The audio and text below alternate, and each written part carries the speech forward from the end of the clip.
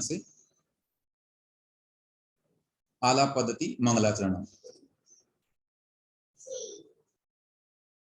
गुणानां विस्तरं वक्ष्ये स्वभावानां तथैव च पर्यायाणां विशेषेण नत्वा वीरं जिनेश्वरम्। गुणानां विस्तरं वक्ष्ये, संधि विच्छेद बता रहा हूं मैं, यद्यपि यहाँ है नहीं वैसे। स्वभावानां तथा एव तथैव च पर्यायाणां विशेषेण नत्वा वीरम जिनेश्वरम, जिन ईश्वरम। इसमें संधियां नहीं है, प्राय सभी जो पद हैं वे स्वतंत्र हैं। और मंगलाचरण के रूप में तो वैसे ये जो है अनुष्टुप छंद है। बाकी आगे हम बता दें यहाँ पर कि गद्य के रूप में ही ये लिखा गया है और उसमें भी सूत्रात्मक शैली से लिखा गया ग्रंथ है। 228 संख्या में यहाँ सूत्रात्मक वाक्य हैं। हम पूर्ण रूप से सूत्र नहीं कह सकते उनको, क्योंकि अनेक स्थानों पर जो है वो सूत्र की पद्धति वहां पर नहीं प्रयोग की गई है ना। प्रश्नोत्तर शैली में लिखा गया एक तरह से ग्रंथ है और उसको जो है सूत्रात्मक वाक्य के रूप में हम जान सकते हैं, है ना। पूर्ण रूप से सूत्र जैसे तत्वासुर इत्यादि हैं वो वाली पद्धति इसमें नहीं कह देंगे, क्योंकि सूत्रों के या सूत्र ग्रंथों की विशेषता होती है कि उनमें शब्दों का रिपीटेशन नहीं होता और कम से कम शब्दों का प्रयोग किया जाता है। अनेक क्रियापद इत्यादि का प्रयोग वहां पर नहीं किया जाता। लेकिन यहाँ पर ऐसे अनेक शब्द हैं जिनसे ये सूत्र सिद्ध नहीं होते हैं, तो बहुत अति कठिन नहीं है। इसको हम शुरू करते हैं। गुणानां विस्तरम वक्ष्ये, आचार्य कहते हैं गुणों का विस्तार वक्ष्ये माने कहूंगा या कहता हूं। स्वभावानां तथैव च, तथैव च उसी प्रकार, स्वभावानां यानी उनके जो स्वभाव हैं उनका वर्णन करूंगा। और किसका? पर्यायाणाम अर्थात पर्यायों का। कैसे? विशेषेण, विशेष रूप से, है ना। तो द्रव्य के जो गुण हैं, पर्याय हैं और उनका स्वभाव जो है उनका वर्णन मैं करूंगा। कैसे करूंगा? नत्वा वीरम जिनेश्वरम, जिनेन्द्र भगवान को। कैसे जिनेन्द्र भगवान को? वीर जिनेश्वर को, अर्थात भगवान महावीर स्वामी को नत्वा माने प्रणाम करके। अब यहाँ पर एक बात और कह दूं, ये मंगलाचरण किस रूप में से है? नमस्कारात्मक। आप लोगों ने पढ़ा होगा, जो लोग स्वाध्यायी हैं निरंतर और अभी परीक्षाएं भी आप दिए हैं, तो ये बात आपके द्वारा पठित ही है कि प्राय 3 प्रकार से मंगलाचरण का उल्लेख मिलता है। आशीर्वादात्मक, नमस्कारात्मक और वस्तु निर्देशात्मक। उनमें से ये नमस्कारात्मक मंगलाचरण हुआ। यहाँ पर नत्वा वीरम जिनेश्वरम, ये शब्द भले ही श्लोक के अंत में है लेकिन ये क्रिया पहले हुई है ना। व्याकरण के नियम के अनुसार जब कोई 2 क्रियाएं हो रही हों तो उनमें से जो पहली क्रिया हो चुकी है उसमें त्वा प्रत्यय का प्रयोग किया जाता है ना। जैसे मैं हिंदी में बोल के बताता हूं कि बालक भोजन करता है, दूसरा वाक्य बनाया बालक अध्ययन करता है। अब इन दोनों को कंबाइन किया अगर, तो हम बोलते हैं बालक भोजन करके अध्ययन करता है। तो पहले जो क्रिया हुई भोजन करके, उसमें हम करके प्रत्यय जो हमने लगा दिया उससे ही सिद्ध हो रहा कि वो क्रिया पहले हो चुकी है ना। भले उसको बाद में लिखा जाए, है ना। श्लोक के रूप में अगर उसको बनाएं तो श्लोक में अगर लिख दिया गया कि बालक अध्ययन करता है भोजन करके, तो क्या इसका मतलब ये थोड़ी हो गया कि वो भोजन बाद में कर रहा? नहीं, भोजन तो पहले कर लिया उसने। ऐसे यहाँ पर भगवान महावीर को पूर्व में नमस्कार किया है, फिर ये प्रतिज्ञा की है कि मैं गुणों का विस्तार कहूंगा, स्वभावों का और पर्यायों का विशेष रूप से कहूंगा। तो अन्वय से जब बिठाएंगे इसको, तो देखो अन्वयार्थ में लिख दिया नीचे, सर्वप्रथम वीरम जिनेश्वरम नत्वा। वीरम शब्द का दे रहे हैं विशेष रूप से मोक्ष लक्ष्मी को देने वाले वीर जिनेश्वर अर्थात श्री महावीर भगवान को नत्वा यानी नमस्कार करके। अहम, अब ये अहम कहां से लिया? ये वक्ष्य से ग्रहण किया, है ना। अहम जो है वो उत्तम पुरुष एक वचन का करता है, उसी दृष्टि से इस क्रिया के अनुसार हमने इसको ले लिया। क्रिया उत्तम पुरुष एक वचन की है। तो अहम यानी मैं, अर्थात इस ग्रंथ के लेखक पूज्यवर श्री देवसेन महाराज। गुणानाम, गुणों का, किसके होते हैं? द्रव्य, गुणों के, द्रव्य गुणों के, तथैव च उसी प्रकार, स्वभावानाम स्वभावों के, और पर्यायाणाम अर्थात पर्यायों के भी, विस्तरम यानी विस्तार को, विशेषेण वक्ष्ये विशेष रूप से कहता हूं, अर्थात गुण स्वभाव और पर्यायों के स्वरूप का विस्तार पूर्वक वर्णन करता हूं। देखें थोड़ा विशेषात, फिर चर्चा करेंगे इस पर। यह मंगल रूप श्लोक देशामर्शक होने से मंगल, निमित्त, हेतु, परिमाण, नाम और कर्ता, इन 6 अधिकारों का सकारण प्ररूपण किया जाता है। कहा भी है मंगल निमित्त हेतु परिमाणम नामतः यकर्तारं वागर्य छप्पि पच्छा वखाणौ सत्थमाइरियो। बहुत इंपॉर्टेंट गाथा ये पूज्यवत धवला पुस्तक जी से ली गई है। पुस्तक 1 पृष्ठ 7 पर यह उल्लिखित है कि ग्रंथ किसे कहते हैं या शास्त्र किसे कहते हैं, उसकी परिभाषा बताते हुए मंगल, निमित्त, हेतु, परिमाण, नाम, तहय और उसी प्रकार कर्तारम यानी कर्ता, इन सब को वागर्य छप्पी पच्छा, छप्पी माने इन 6 का भी, वागर्य माने व्याख्यान करके, इनके बारे में बोल करके, पच्छा माने पश्चात, सत्थम वखाणऊ आयरियो, आचार्य शास्त्र का व्याख्यान करे। जब भी कोई शास्त्र लिखे उसकी व्याख्या करे तो निर्देश दिया भगवान ने कि ये 6 चीजें बताएं पहले। सर्वप्रथम मंगल, इसमें मंगलाचरण किसके लिए किया गया, कैसा मंगल किया गया, फिर ये निमित्त माने किसके लिए लिखा गया, है ना, और हेतु माने किन हेतुओं से बना हुआ शास्त्र है, परिमाण, इसका परिमाण कितना, तो अभी हमने जाना 228 गाथाएं इसमें, सूत्र हैं इसमें, नाम क्या है उसका और उसके कर्ता कौन है। इस तरह से 6 चीजें हैं जिनका वर्णन किया जाना चाहिए। और भी इसके बाद बता रहे हैं यहाँ पर मंगल शब्द किसे कहते हैं। मंगल, मंग शब्दोऽयम् उद्दिष्टः पुण्यार्थस्याभिधायकः तल्लातित्युच्यते सद्भिर्मङ्गलं मङ्गलार्थिभिः पापं मलमिति प्रोक्त मुपचारं मुपचार समाश्रयात् तद्धिगालयतीत्युक्तं मङ्गलं पंडितैर्जनैः। मंग शब्दो अयम उद्दिष्टः, ये मंग शब्द उद्दिष्ट माने कहा गया है, किसका, पुण्यार्थस्य अभिधायक है, पुण्य के अर्थ का अभिधायक है ना। यह मंग शब्द पुण्य रूप अर्थ का प्रतिपादन करने वाला माना गया, अर्थात मंग शब्द का अर्थ होता है पुण्य, और तत्लाति इति उच्यते सद्भिः मंगलम मंगलार्थिभिः। तत्लाति माने उसको जो लाता है, उस पुण्य का जो संचय कराता है, पुण्य का जो आश्रय हमें कराता है, ऐसा उसको मंगलम सद्भिः उच्यते, सज्जनों के द्वारा उसको मंगल कहा जाता है। कैसे सज्जनों के द्वारा, मंगलार्थिभिः, जो मंगल को चाहने वाले हैं ऐसे सज्जनों के द्वारा। पापम मलम इति, अच्छा दूसरा एक और उसकी परिभाषा बता रहे हैं, पापम मलम इति प्रोक्तम, पाप को मल भी कहा जाता है, ठीक है।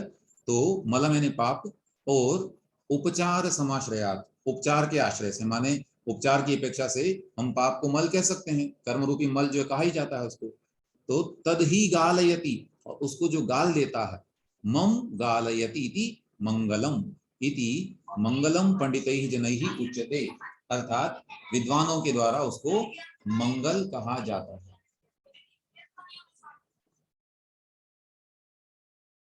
तो ये इसका अर्थ हो गया मंगल। मंगल शब्द की 2 परिभाषाएं जो बचपन से हमने पढ़ी हुई है पाठशालाओं में, उनमें से एक तो होती है जो पापों को गलाता है वो मंगल कहलाता है, और दूसरा जो मंग यानी पुण्य को लाता है, सुख को लाता है, उसे भी मंगल कहते हैं।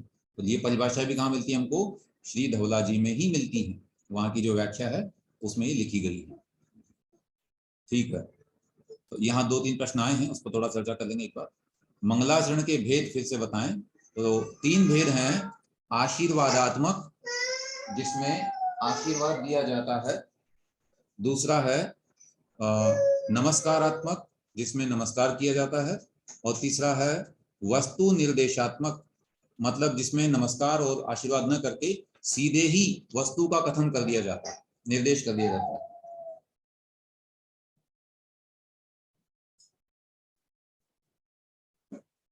अस्तु। आगे कह रहे हैं आचार्य, मंगल, पुण्य, पूत, पवित्र, प्रशस्त, शिव, शुभ, कल्याण, भद्र और सौख्य इत्यादि मंगल के पर्यायवाची नाम हैं।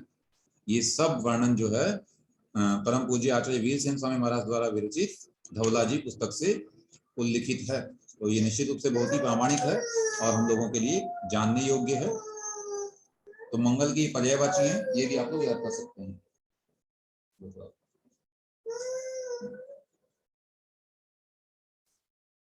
अस्तु, इसके उपरांत और विशेषता बताने की मंगलाचरण कब किया जाता है वो भी कह रहे हैं, उसको पढ़ते हुए हम आगे बढ़ते हैं।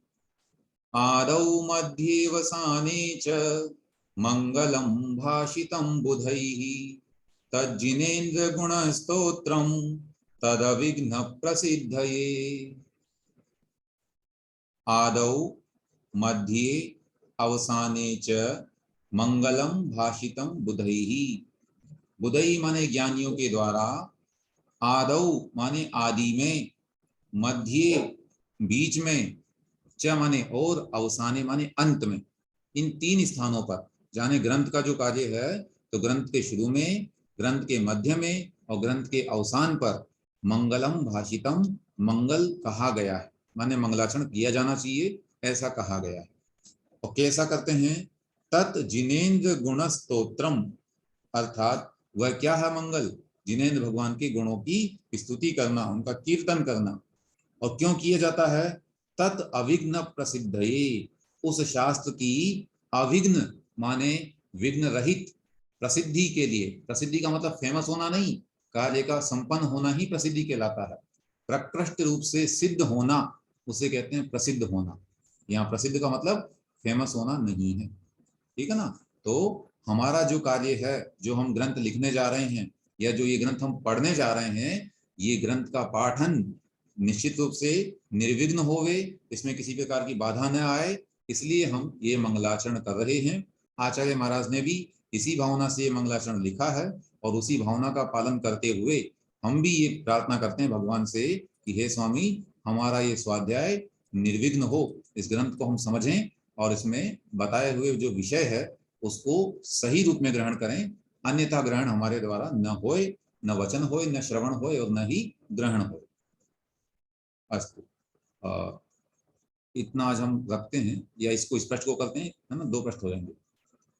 विद्वान पुरुषों ने प्रारंभ किए गए किसी भी कार्य के आदि, मध्य और अंत में मंगल करने का विधान किया है। वह मंगल निर्विघ्न कार्य सिद्धि के लिए जिनेन्द्र भगवान के गुणों का कीर्तन करना ही है। तो यहाँ पर भगवान महावीर का कीर्तन किया ही है। यदि यह कहा जाए कि जिनेन्द्र भगवान के गुणों का कीर्तन तथा नमस्कार व्यवहार नय का विषय है ना, हम भगवान को जो नमस्कार करें तो व्यवहार नय से करते हैं, क्योंकि निश्चय तो सभी आत्मा बराबर है, फिर काहे को नमस्कार करना। और शुभ परिणाम रूप होने से मात्र पुण्य बंध का ही कारण है, अतः मंगल नहीं करना चाहिए। अगर ऐसा कोई कहे तो कह रहे हैं ऐसा कहना ठीक नहीं है, क्योंकि गौतम स्वामी ने व्यवहार नय का आश्रय लेकर कृति आदि 24 अनुयोग द्वारों के आदि में नमो जिणाणम इत्यादि मंगल रूप पाठ किया है, इत्यादि रूप से मंगल किया है। बताइए, भगवान गौतम गंडा स्वामी ने जो वहां पर अनुयोग द्वार जहाँ कहे, वहां सब जगह नमो जिणाणम, जिद भयाणम इत्यादि या जिद भवाणम इत्यादि मंगलाचरण मिलते हैं। यदि यह कहा जाए कि व्यवहार में असत्य है, कोई कहे ऐसा, तो कहते भी हैं लोग, सो भी ठीक नहीं है, क्योंकि उसमें व्यवहार का अनुसरण करने वाले शिष्यों की प्रवृत्ति देखी जाती है। अतः जो व्यवहार ने बहुत जीवों का अनुग्रह करने वाला है उसी का आश्रय करना चाहिए, ऐसा अपने मन में निश्चय करके गौतम स्वामी ने या गौतम स्थविर ने, स्थविर उनकी विशेषता है, स्थविर का मतलब श्रेष्ठ है ना, ऐसे बहुत ही अच्छे जो हैं, ऐसे 24 अनुयोग द्वारों के आदि में मंगल किया है। ये भी बात जो है वहां पर लिखी है जय धवला पुस्तक जी में। सोचिए, ये सारे उल्लेख कितने उन्होंने लिखे हैं, ये पंडित जी ने वो ग्रंथ अच्छे से पढ़ा हुआ है और उसके माध्यम से आचार्य पंडित जी हमको बता रहे हैं, रतन जी मुक्ता साहब, कि देखिए कितनी बड़ी बड़ी बात वहां पर आई है और लोक में उसके विपरीत कितनी बातें चली जा रही हैं। तो व्यवहार में कदापि असत्य नहीं है, या मंगलाचरण बिल्कुल भी अशुभ क्रिया नहीं है, व्यवहार की क्रिया नहीं है, बल्कि अनुग्राही है, मतलब हम लोगों को ग्रहण करनी चाहिए। ठीक है, आज हम इतना रखते हैं और शेष और विशेषताएं इसकी हम जानेंगे। आज हमने जो जाना संक्षेप में उसके विषय में मैं आपको बता दूं। हम लोग श्री आलाप पद्धति नामक ग्रंथ का अध्ययन करने जा रहे हैं। आलाप पद्धति शब्द का अर्थ होता है कथन की पद्धति, बोलने की शैली। तो किस रूप से हम बोलें, किस नए के साथ में हम बोलें कि हमारा कार्य सिद्ध हो और सामने वाले को बुरा ना लगे, उसके परिणामों में विकृति ना आए, यही हमारे ग्रंथ का पढ़ने का उद्देश्य होना चाहिए। और दूसरा मूल उद्देश्य है कि इसका नाम जो है वो द्रव्यान योग प्रवेशिका भी है। द्रव्यान योग के शास्त्रों में कौन सी बात किस अपेक्षा से कही है, वो नयों को जाने बिना हम ग्रहण नहीं कर सकते। तो हमें इन नयों का अध्ययन इस दृष्टि से करना चाहिए कि हम द्रव्यान योग में जा सकें। द्रव्यान योग अंतिम योग है, चरम है अपनी आत्मा को जानने का, है ना। इसलिए ये ग्रंथ पढ़ना अनिवार्य हो जाता है। इसके लेखक आचार्य देवसेन महाराज हैं, जो संभवतः 10वीं शताब्दी में उनका समय माना जाता है। यदि ये उन्हीं देवसेन स्वामी द्वारा रचित है जिन्होंने श्री दर्शन सार ग्रंथ की रचना की है, अगर ये वही है तब तो 10वीं शताब्दी इनका समय है। और अगर पृथक हुए कोई देवसेन स्वामी तो फिर वो समय उनका नहीं माना जाएगा, ऐसा ग्रंथकार के द्वारा निर्दिष्ट है। और फिर मंगलाचरण हमने जाना ही, भगवान महावीर स्वामी को नमस्कार किया गया और उसके अंतर द्रव्य के गुण, स्वभाव और पर्यायों का वर्णन करने का संकल्प लिया गया है। और ग्रंथ का परिमाण हमने जाना। इस मंगलाचरण के उपरांत 228 सूत्रात्मक वाक्यों में ये ग्रंथ लिखा गया है। बहुत ही सरल सूत्र हैं, उनको हम जानेंगे। संस्कृत भाषा में लिखा गया ग्रंथ है, ये भी हम जान लें। और मंगल किसे कहते हैं इसके विषय में हमने पढ़ा, 2-3 परिभाषाएं पढ़ी, तो वो सब आप लोग एक बार पुनः देखेंगे। और कोई जिज्ञासाएं आपकी होंगी तो वो आप हमें अवश्य ही ग्रुप में भी भेज सकते हैं या यहाँ पर कल कक्षा में भी पूछ सकते हैं। अस्तु। जय जिनेन्द्र भैया जी। जय जिनेन्द्र।